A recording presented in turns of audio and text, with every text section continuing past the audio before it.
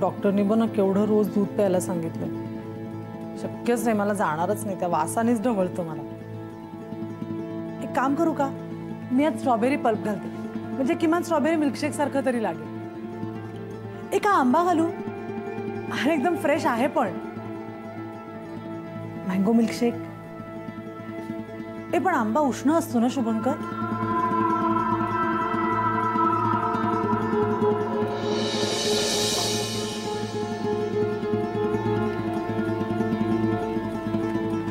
शुभंकर काय चाललंय? मी तुझ्याशी बोलतेय ना.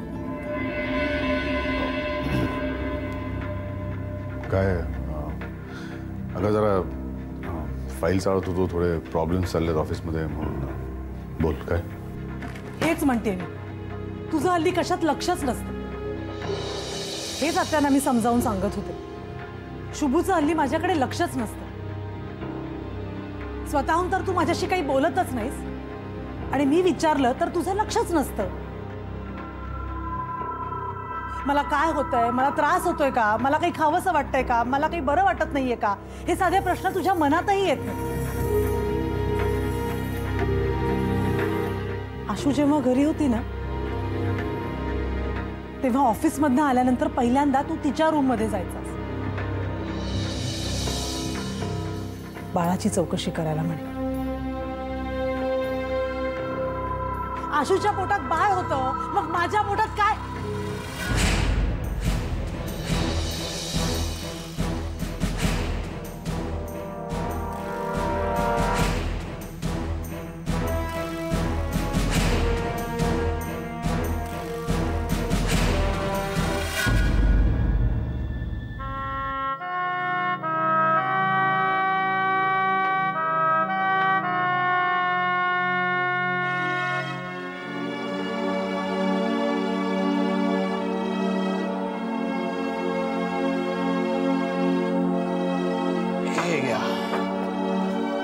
सॉरी, पण काय इतक्या रात्री ना हे एवढंच मिळू शकतं समीर.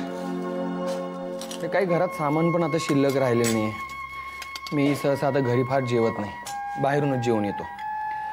त्यामुळे आता जे काही आहे ते गोड मानून खा. उद्या सकाळी तू म्हणशील ते तुला खाऊ घालतो, कळलं? कर, सुरू कर, चल. वाट नको बघू, आता जाम भूक लागली आहे.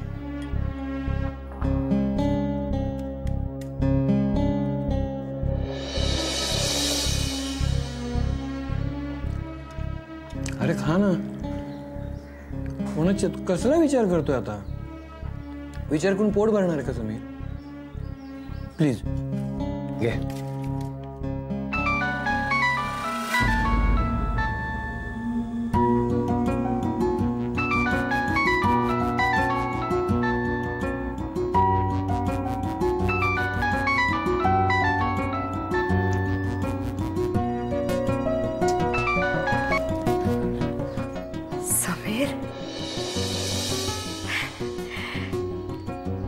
येणार म्हणत होतास तो आला शेवटी. हो आई, मी आलोय. किती दिवस आहे रे सुट्टी? आहे, थोडे दिवस आहेत. बस थोडेच दिवस आहे? मग तुम्ही दोघं ताबडतोब निघून या इकडे.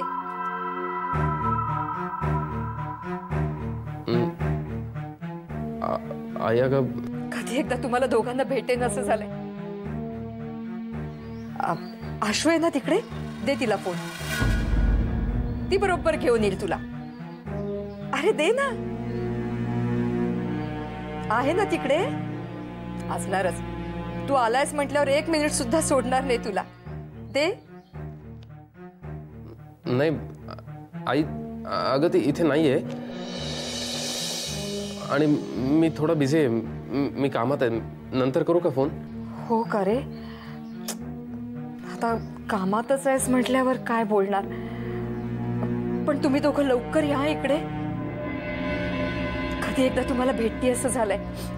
आणि हे बघ, येण्याचं ठरवून मगच फोन कर. हो.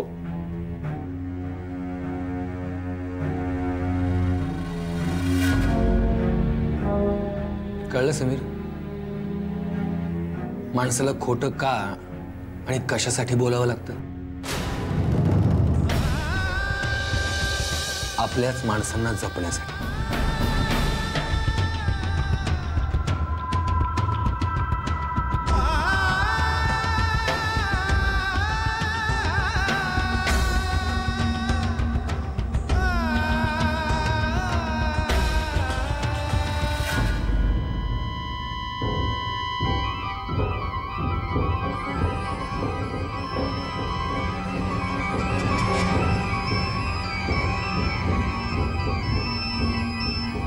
हॅलो डॉक्टर, मी नमिता प्रधान बोलते.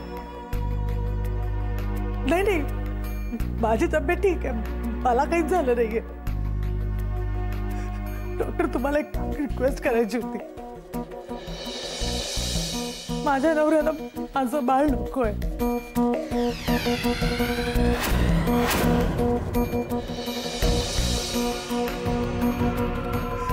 प्लीज तुम्ही माझं. काय करतेस सुमिता? नकोय ना तुला माझं बाळ? माझं बाळ कोणालाही नको इकडे. प्लीज नको बोलू माझ्याशी. कोणाला नकोय माझं बाळ.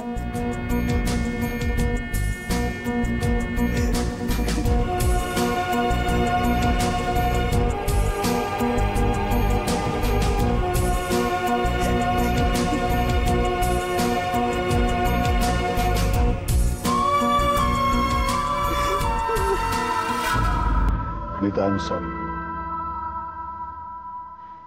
पण तू असा वेड्यासारखा विचार मनातही आणू नकोस. असं अजिबात नाहीये.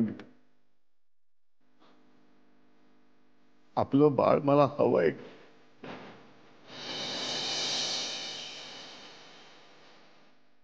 हे बघ, आजपासून मी तुझ्याकडे अजिबात दुर्लक्ष नाही करणार. मग मी काय करू? कुठल्याही प्रकारचा आनंद नाही, शेअरिंग नाही. कित्येक दिवसात तू साधा माझ्याकडे पूर्ण हसला सुद्धा नाही. किती वर्ष वाट पाहिली होती मी.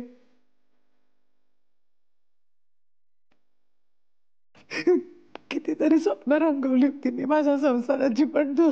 मी तर म्हटलं ना, आय एम रिअली सॉरी. हे बघ, आता ना फक्त तू, मी आणि आपलं बाळ, बस.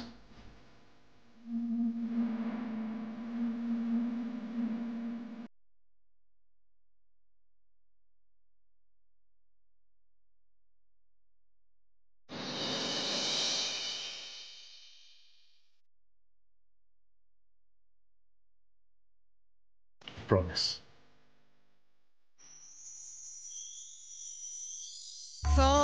चालताना भेटले हळव्या सुखाचे सोबती, वाटते तरीही कधी नाही कशाची शाश्वती.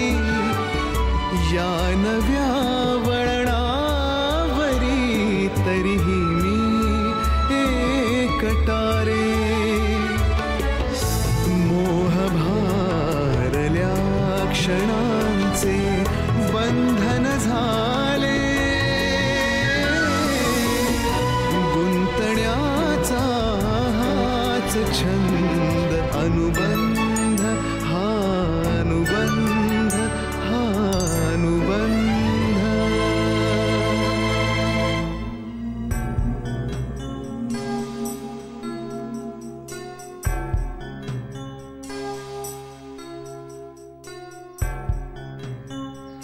कॉफी घे.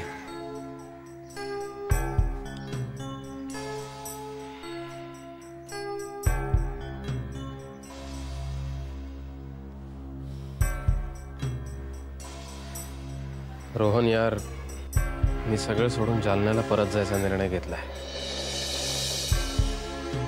जालन्याला? हे काही नकोय रे मला. लग्न, करिअर, पैसा.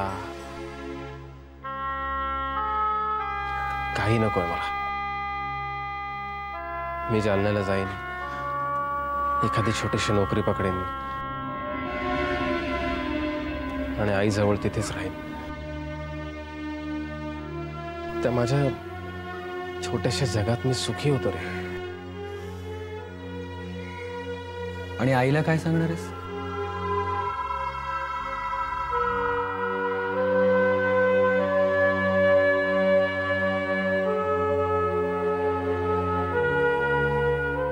ते पाहीन मी, सांगेन काहीतरी. पण मला इथे नाही राहायचं रे.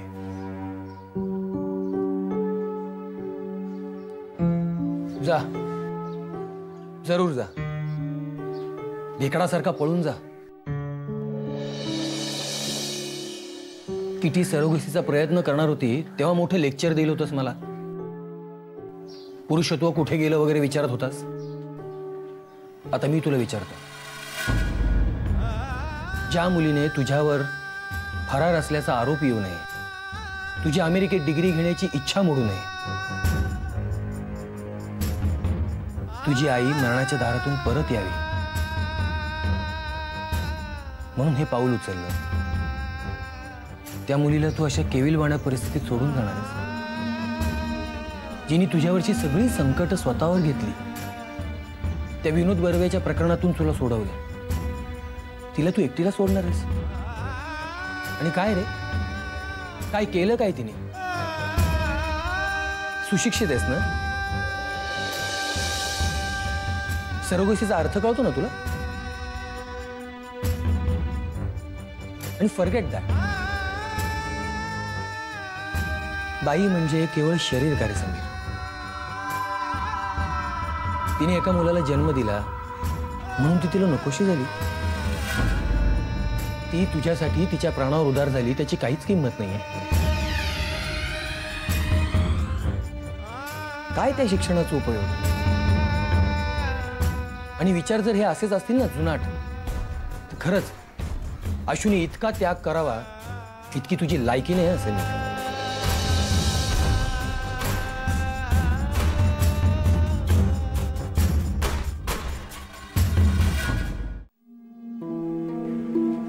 नमिता, ते बाजूला ठेव जरा.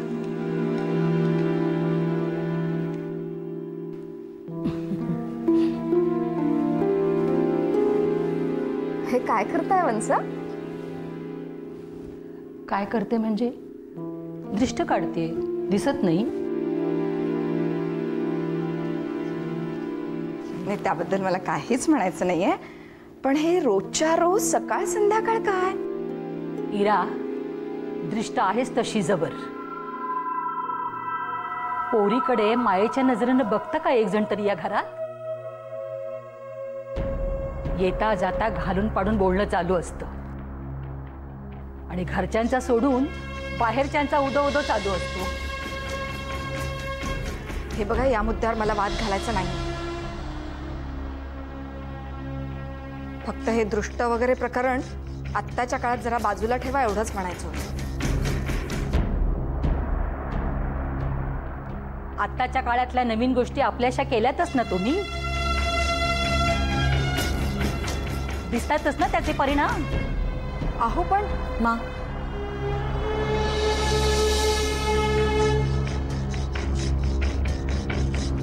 आत्या तुम्ही काढा दृष्ट.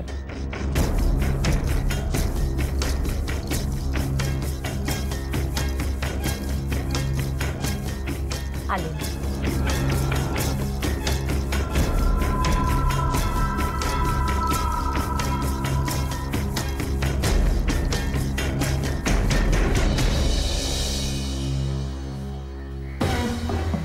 एक काम करायचं,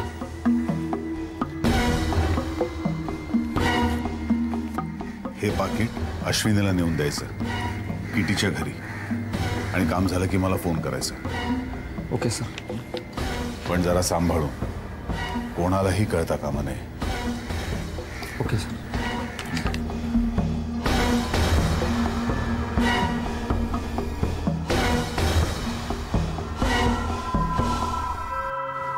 बघितलंस ना केवढा नाकावर राग आहे ते?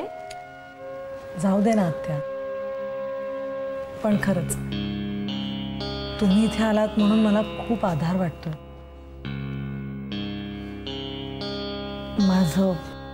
माझ्या बाळाचं कौतुक करणारं नाहीये कोणी. तुम्ही ती सगळी माया कराल याची मला खात्री आहे.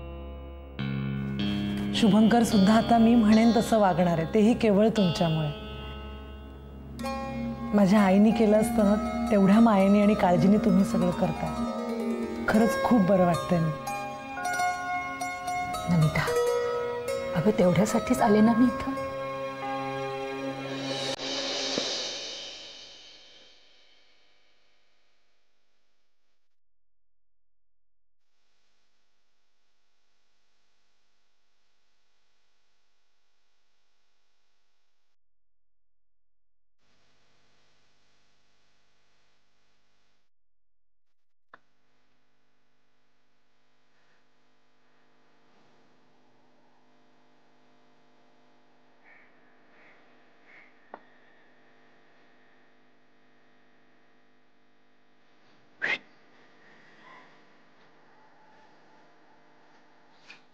चला खाऊन घ्या. मला भूक नाही. एक मिनिट. तुझा गैरसमज होता का? म्हणजे हे मी तुझ्यासाठी आणलं नाहीच आहे बाई. तुला कोण मनवणार यार? एकतर अख्खा दिवस नुसती रडूबाई असतेस तू. अशोक, मला ना एक मस्त आयडिया सुचली. म्हणजे काय आहे, आपल्याकडे ना हल्ली ह्या एरियामध्ये ना पाण्याचा तुटवडाच आहे जरा. पाणी फार कमी येतं. मी काय करत जाईन, तुला जेव्हा सकाळी भेटायचं असेल ना तेव्हा अशी बादली घेऊनच येत जाईल. दिवसभरात इतकी रडतेस, किमान 2 बादल्या तरी भरतील.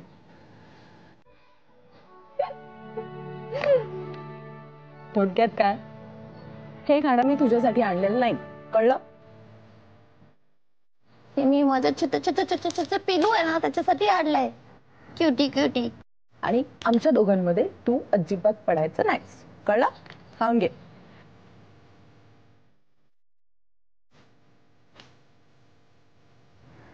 तू आहेस म्हणून मी दबून राहिली आजपर्यंत. माझ्या प्रत्येक अडचणीत तू ढाल बनून राहिलीस. माझ्या प्रत्येक निर्णयात माझ्या पाठीशी उभी होतीस. तो चुकीचा असो किंवा बरोबर. माझं दुःख तू झेललंस, नाहीतर मी कधीच कोलमडून पडले असते.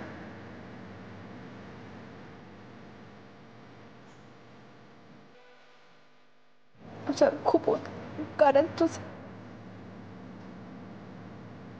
कधीच नाही भेटू शकत. आशू बघ, आज पण जरा माझं चुकलंच. येतानाच ना बादली घेऊन यायला पाहिजे होती. अर्धी बादली तरी भरली असते. येडाबाई, एकीकडे मला किट्या म्हणतेस आणि दुसरीकडे ती उपकाराची भाषा वगैरे बोलतेस. युजलेस. ते कसले ते टिपिकल डायलॉग्स. मी तुझे उपकार कधी फेडू शकत नाही.